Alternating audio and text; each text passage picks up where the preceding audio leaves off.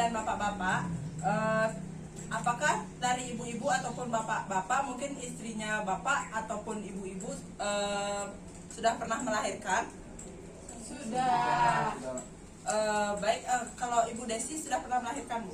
Sudah, Bu. Berapa kali, Bu? Baru sekali anak saya Oh, satu. sekali ya. Untuk biayanya bagaimana, Bu? Apakah besar? Enggak, saya nggak bayar, saya pakai kis, Bu. Oh, pakai kis. Apakah selain Ibu Desi ada yang menggunakan kis juga, Bu? Saya nggak menggunakan kis. Terus pakai apa, Bu? Saya mandiri aja, Bu. Nggak punya kis soalnya. Oh, berarti Ibu belum punya kis. Baik ya ibu-ibu ataupun bapak-bapak, sebenarnya karena ibu-ibu dan bapak-bapak sudah masuk menjadi peserta PKH ya, ibu-ibu dan bapak-bapak itu berhak mendapat bantuan jaminan kesehatan nasional ataupun JKN berupa KIS, Kartu Indonesia Sehat, seperti itu ya ibu-ibu dan bapak-bapak. Mungkin selain Ibu Dayu, apakah ada juga yang belum mempunyai KIS? Oh, bapak belum punya juga, Pak. Satu keluarga, Pak ya. Oh ya, Pak. Baik, karena dari itu sekarang saya akan menayangkan film bagaimana cara mendaftarkan diri untuk mendapat kartu KIS ya.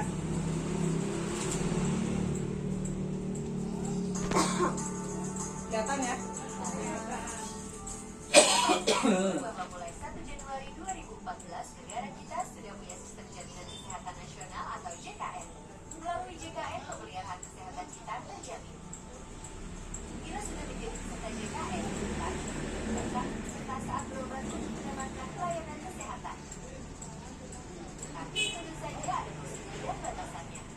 Pertama-tama, kita terlebih dahulu harus memeriksakan diri ke fasilitas kesehatan tingkat pertama, seperti puskesmas, klinik swasta atau klinik TNI Polri yang bekerja sama dengan BPJS Kesehatan atau Badan Penyelenggara Jaminan Sosial Kesehatan. Ingat, kita harus memeriksakan diri ke fasilitas kesehatan tingkat pertama terlebih dahulu. Jangan langsung ke rumah sakit kecuali dalam kondisi darurat.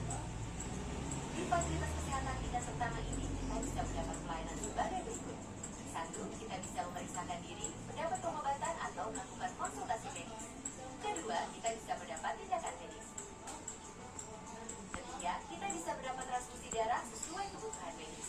Keempat, kita bisa menjalani rawat inap tingkat pertama sesuai dengan indikasi medis. Kelima, kita bisa mendapat pemeriksaan penunjang diagnostik laboratorium tingkat pertama. Kita akan dirujuk ke rumah sakit yang bekerja sama dengan BPJS Kesehatan apabila kita memerlukan tindakan lebih lanjut. Layanan yang bisa didapat di rumah sakit adalah sebagai berikut. Pertama, kita bisa memeriksakan diri, mendapat pengobatan atau melakukan konsultasi medis dengan dokter spesialis. Kedua, kita bisa mendapat tindakan medis oleh dokter spesialis sesuai dengan indikasi medis. Ketiga, kita bisa juga mendapatkan aplikasi medis serta transfusi darah. Keempat, bagi yang harus rawat inap, kita bisa mendapat pelayanan di ruang non-intensif maupun di ruang intensif. Tentunya ada pelayanan kesehatan yang tidak dijamin JKN antara lain pelayanan kesehatan tidak sesuai prosedur, pelayanan kesehatan di fasilitas yang tidak bekerja sama dengan BPJS, pelayanan kesehatan di luar negeri, pelayanan kesehatan untuk mendapatkan keturunan, pelayanan kesehatan untuk mencegah kecantikan, gangguan kesehatan atau penyakit akibat ketergantungan obat dan atau alkohol, pengobatan apapun. Ingat, beberapa contoh kasus tersebut tidak dijamin JKN. Seluruh rakyat Indonesia wajib program JKN sebagai wujud kepedulian sosial dalam gotong royong untuk membiayai pemeliharaan kesehatan. Berdasarkan mulai dari 1 Januari 2014, 5 kelompok berikut ini otomatis menjadi peserta JKN. 1. Anggota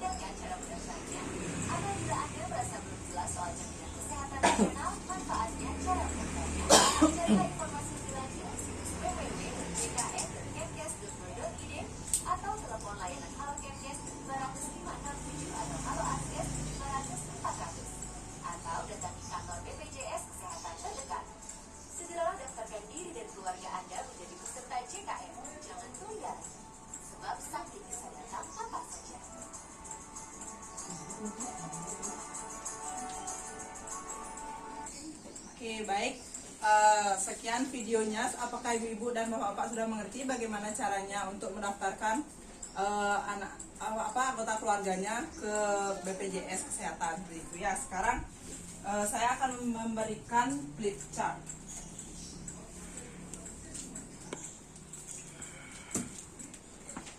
Ini Bu ya, bapak-bapak. Jadi BPJS PBI itu merupakan BPJS PPBI itu merupakan penerima bantuan iuran, adalah program jaminan kesehatan BPJS untuk fakir miskin ataupun keluarga prasejahtera ataupun orang yang tidak mampu seperti itu ya. Terus cara pembuatan kartu BPJS PBI juga ada pun syarat-syaratnya ya. Yang pertama itu dokumen yang harus disiapkan adalah fotokopi KK, KTP seluruh anggota keluarga. Kemudian syarat keterangan tidak mampu dari RT ataupun kelurahan seperti itu ya. Terus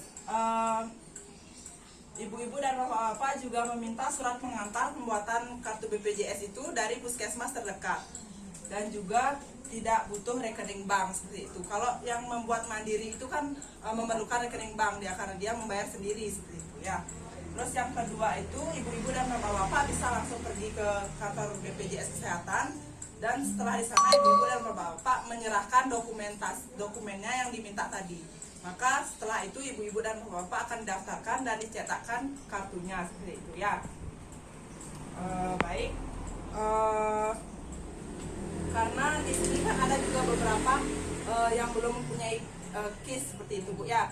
Sebenarnya ibu-ibu itu berhak mendapat KIS PBI itu dari pemerintah, karena ibu-ibu dan bapak-bapak sudah masuk ke dalam PKH. Sama halnya seperti anak yang baru dilahirkan oleh ibu-ibu dan bapak-bapak itu juga langsung bisa didaftarkan dengan menggunakan KK, menggunakan fotokopi KK ibu-ibu dan bapak-bapak, dan juga melampirkan surat keterangan lahir seperti itu. Tapi setelah 3 bulan dari kartu itu dicetak, ibu-ibu dan bapak-bapak wajib melaporkan penggantian nama anak-anak yang didaftarkan sebelumnya seperti itu ya.